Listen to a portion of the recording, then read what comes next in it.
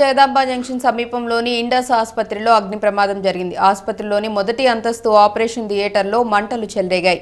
ఆ తర్వాత మిగిలిన అంతస్తులకు దట్టమైన పొగలు వ్యాపించాయి. సమాచారం అందుకున్న అగ్నిమాపక సిబ్బంది ఘటనాస్థలికి చేరుకొని మంటలను అదుపులోకి తెచ్చారు. ఆసుపత్రిలోని సుమారు 40 మంది రోగులను అంబులెన్స్లలో వివిధ ఆసుపత్రులకు తరలించారు.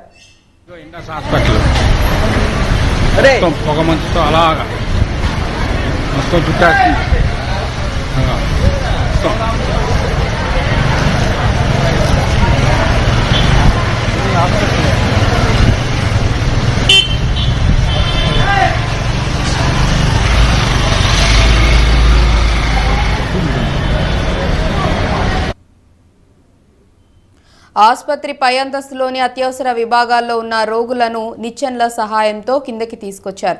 ఈ ప్రమాదంతో రోగులు వారి బంధువులు భయభ్రాంతులకు గురయ్యారు. షార్ట్ సర్క్యూట్ కారణంగా ఆసుపత్రి మొదటి అంతస్తులో ఈ ప్రమాదం జరిగినట్లు విశాఖ సిపి రవిశంకర్ తెలిపారు.